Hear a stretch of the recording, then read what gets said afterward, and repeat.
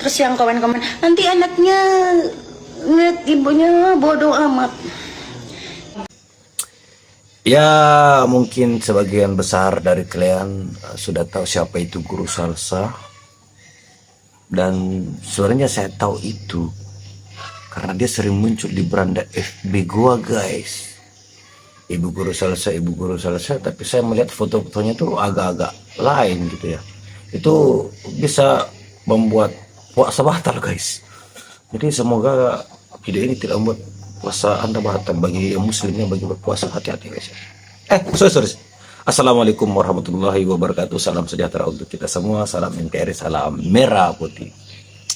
Ya, tentunya siapa lagi yang kita bahas kalau bukan soal Mulyono, guys ya. Ada yang berita lucu, guys. Katanya nih, si pembimbing Mulyono dulu ketika masih kuliah, pembimbing skripsinya itu seumuran dengan dia, guys. Kok bisa gitu ya? Itu makin aneh, guys. Mahasiswa dengan pembimbingnya seumuran. Ini agak lain. Mana ceritanya tuh? Nah, kemudian satu lagi tuh si ternak Mulyono, si Noel, jadi tertawaan di satu studio di Rakyat Bersuara.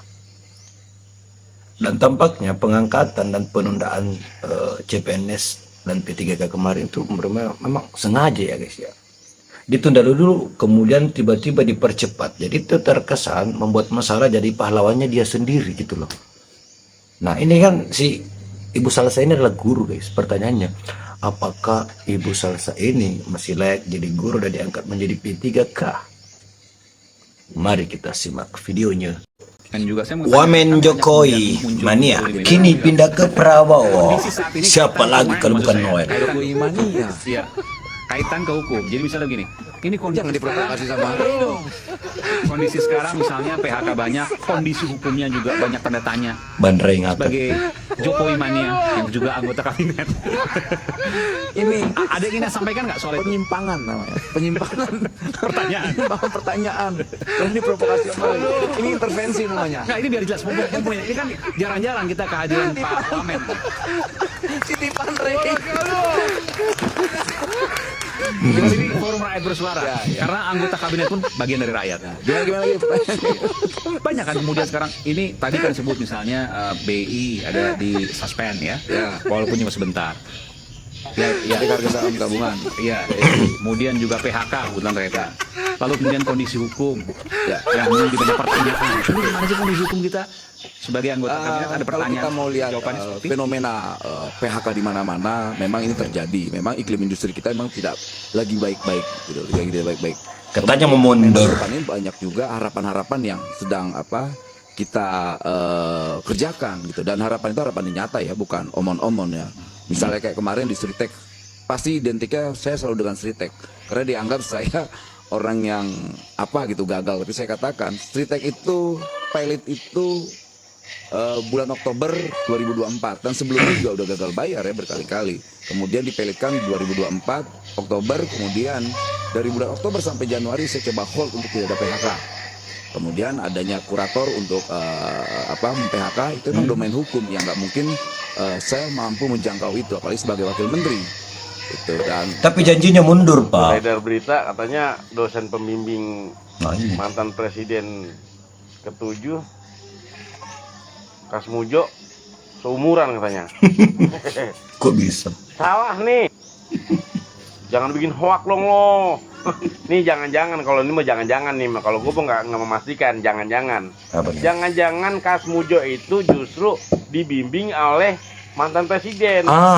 Jadi dosennya bukannya Kasmujo tuh mahasiswa. Aneh ya. Aduh. Kali ini mah. Jokowi diduga. Mulyono lagi. Waluyo. Wajah lugu hati boyo. Kalau emang ada bedanya, yang milih Prabowo sama yang gak milih Prabowo, ada bedanya. Apa bedanya, Bang? Aset rakyat dirampas.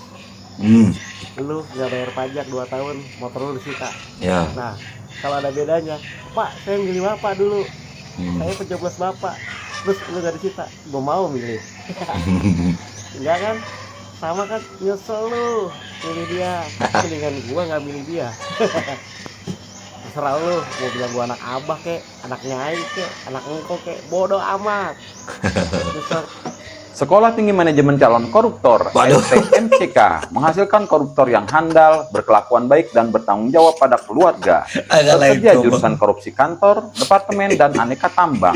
Dibekali juga dengan ilmu menghilang dan sulit ditemukan. Segera daftarkan putra dan putri Anda untuk masa depan yang cemerlang. Hari gini Yuk, masih ngepet, daftarkan. udah nggak zaman. STMCK jawabannya. Asik. Mentrihan Daftarkan. mengusulkan Manusia undang-undang 20 T. kebebasan beragama. Jadi setiap warga negara itu bebas menganut kepercayaan di luar agama resmi. Ini Koplo. adalah ciri-ciri otak dimasukin ke dalam tempurung kelapa. Jadinya begini pemikirannya. Masa dia nggak hafal Pancasila, ketuhanan yang Maha Esa. Ini kalau misalnya nggak ngikutin Pancasila melenceng, jangan heran kalau ada yang nyembah kaleng kerupuk, ada yang nyembah knalpot kerupuk. racing, ada yang Knalpot nyembah racing. sarang tawon. Menteri kok pemikirannya kayak begini? Menteri HAM kok ngurusin urusan agama?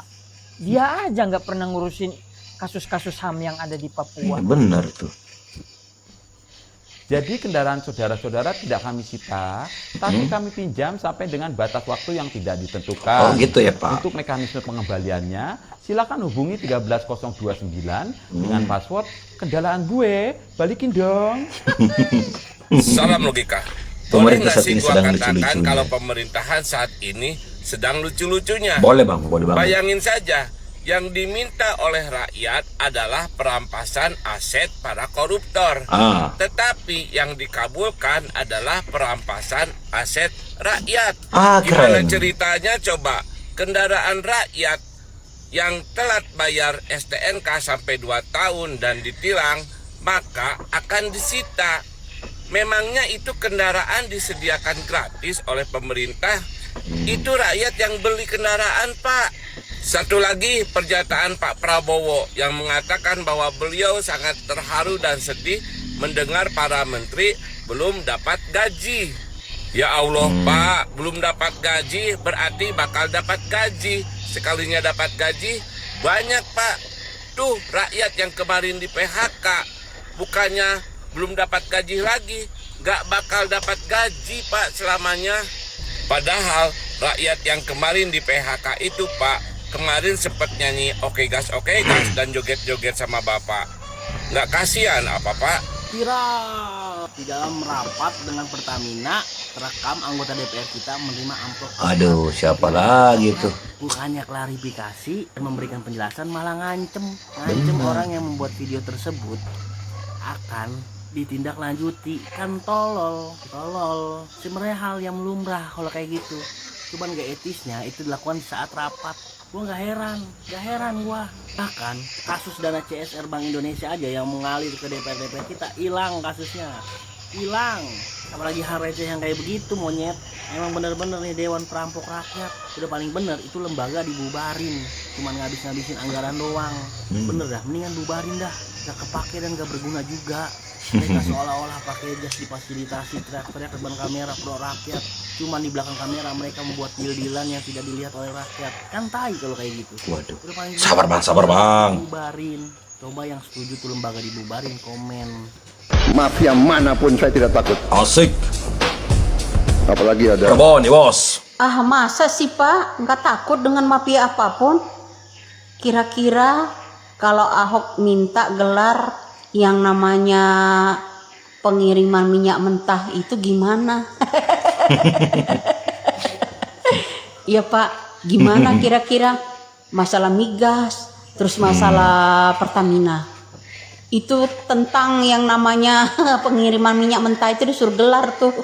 Ya rapat terbuka biar rakyat Indonesia tahu di mana sih mafia yang sebenarnya. Beneran nih Bapak nggak takut sama mafia apapun, tapi takut Jokowi kan? Enggak dong. Enggak like kau Mbak. Tuh lihat pengangkatan CASN dan P3K dipercepat. Alhamdulillah. Makanya lu jangan sujon dulu ke pemerintah. Lah, siapa yang sujon? Mereka sendiri yang ubah jadwal. Kenapa gue yang disalahin? Ya seenggaknya kan ini salah satu langkah Prabowo untuk menyelamatkan CASN. Apanya yang menyelamatkan? Itu kan emang haknya CASN. Gak usah pakai narasi berlebihan kayak gitulah. Iya juga sih. Dan hakikatnya itu tetap diundur, kocak. Yang tadinya April jadi Oktober. Masih aja bahas diundur. Itu tuh disesuaikan. Iya, males gue bahas soal itu. Yang penting sekarang udah ada kepastian. Nah, itu yang harus kita syukuri. Tapi mau sampai kapan pola ini terus berulang? Kalau apa? Gini, gue pernah baca satu quotes. Pemerintah pandai dalam satu hal. Ia tahu cara mematahkan kaki Anda, lalu memberi Anda tongkat dan berkata, lihat, kalau bukan karena pemerintah, kamu nggak akan bisa berjalan. Asik. Itu dari Harry Brown. Pemerintah dalam satu hal. Bagus di screenshot nih guys.